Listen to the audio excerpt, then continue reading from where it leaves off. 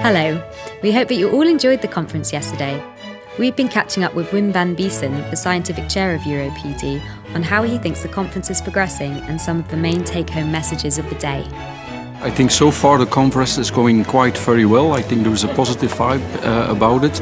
People are quite enthusiastic and are willing to learn new things, which is of course very important. But which is even more important is that people are very much inclined to interact and to indeed kind of participate in what's going on. I think in the next 10 years there is several challenges that are facing the PD world, not only for PD but for dialysis in general. And one of them is a very old enemy, it's the infection control. Because more and more we're confronted with multi-resistant organisms, so we need to define strategies on how we can prevent them, preferentially, and if they do occur, how we can cure them. So I'm here this morning with Dirk and Matthias to talk about some of the challenges in infection in peritoneal dialysis. So could you tell me a little bit about your challenges in infection? My viewpoint is that of the infectious diseases specialist. I think a main issue is that every unit should have sound epidemiology, know what they're talking about, what is the incidence, and with proper denominators of the, for instance, COPD-related peritonitis, so that they can benchmark themselves towards what should be the gold standard. Lovely. And what are we doing from a basic science point of view to try and meet these challenges that we're having?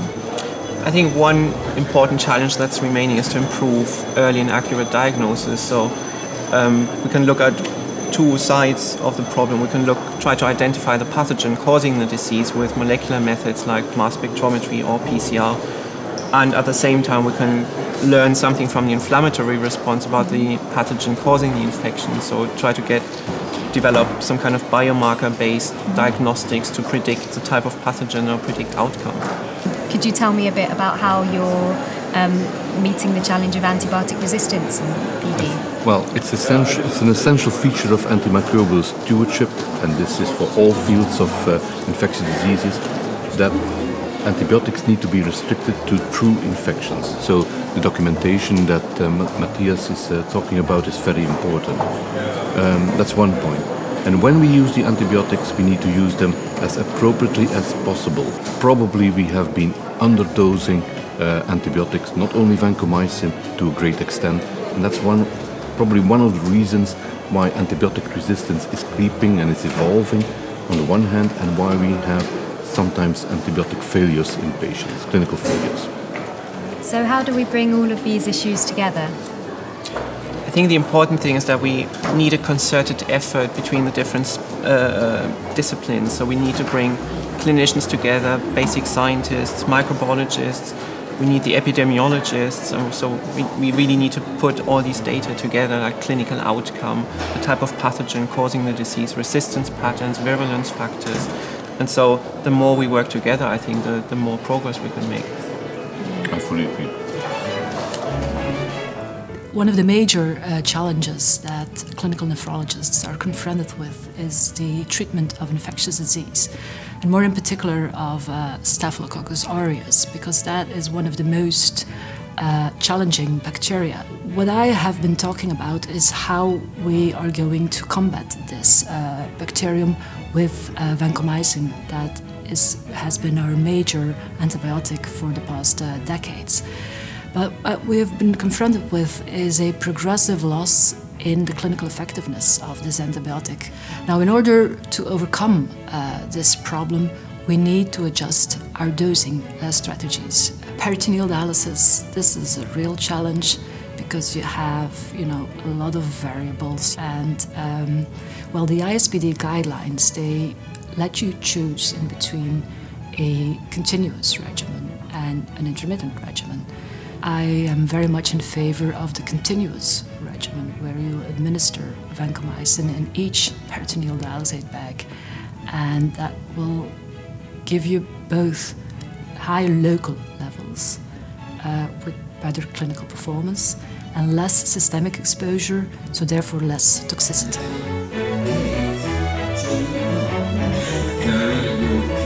My talk on UF failure yesterday focused on ultrafiltration failure, which is related to changes in the peritoneal membrane, whereas my colleague Dr. Ulla Heimberger focused more on the technical causes of ultrafiltration failure. The diagnostic procedures are very important in the therapeutic description, both in managing fluid overload, because you can manage fluid overload by adjusting the peritoneal dialysis regimen, but also by other methods like sodium and water restriction and use of diuretics if the patient still has residual diuresis. And the second is that you can optimize treatment in these patients by adapting the peritoneal dialysis therapy to the needs of the patients. For instance, patients with a fast transport state might benefit from short wells, such as can be achieved by APD or by the use of icodextrin or both. And that's why an adequate diagnosis is of great importance for the therapy in these patients. My talk will be about cardiovascular calcification in dialysis patients for two reasons. First, this is what they die of. Cardiovascular disease is the prime cause of death in them. But the other is personal interest. If we can learn from them about aging. So many approaches that will ultimately work in a dialysis patient hopefully will work in me, and I will start doing things differently. Why should you come to this lecture? We've learned that calcification is more than simple precipitation of calcium and phosphate. It's a much more complex thing. And we realized that we have new therapies and new avenues for therapies.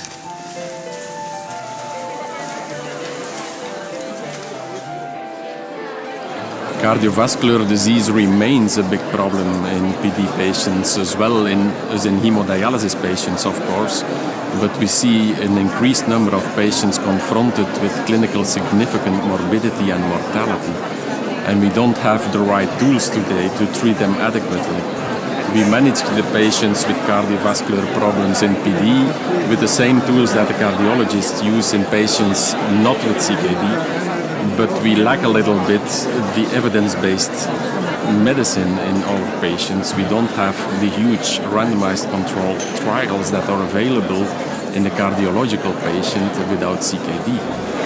I hope that by coming to congresses like the EuroPD Congress here in Maastricht, a lot of nephrologists will be stimulated to do research in a clinical topic that is still very important because it's the major cause of disease in our PD patients still at present.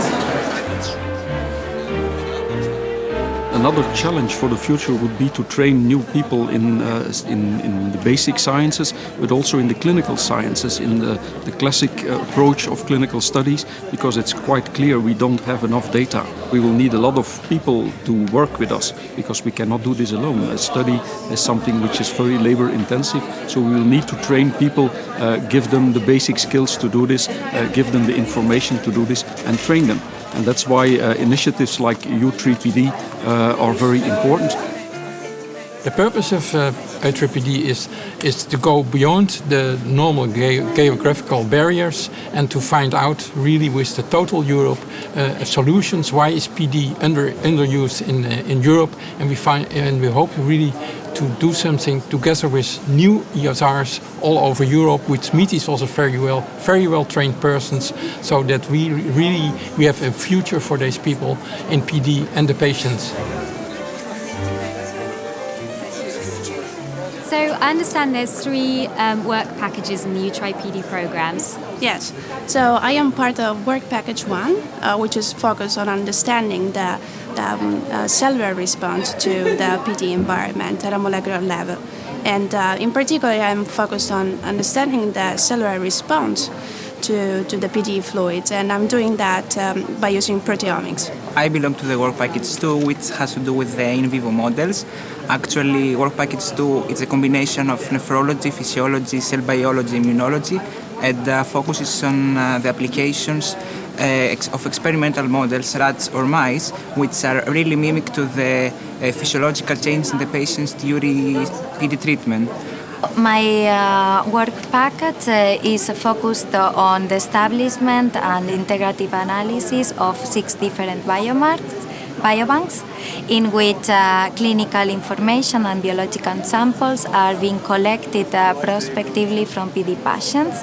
It integrates experimental research with nephrology, pediatrics, epidemiology, infectiology, and bioinformatics, and it is an invaluable source for translational research. I think this is a great opportunity, especially for us. We are early stage researchers and we are receiving a full and complete training on peritoneal dialysis, from the basic PD knowledge to very innovative research methods. We are in the middle of the project and most officials have already planned to write their first publication as first author with really exciting results. U3PD is not only an academic network, they aim to provide us with the best knowledge and training on peritoneal dialysis research. Before U3PD, PD research in Europe was excellent, but it was isolated. There were isolated researchers. Right now, U3PD forms this platform of people who interact. Most researchers like myself, they are kind of pioneers. None of the PIs at U3PD has been trained in a PD centers. We all come from different sites.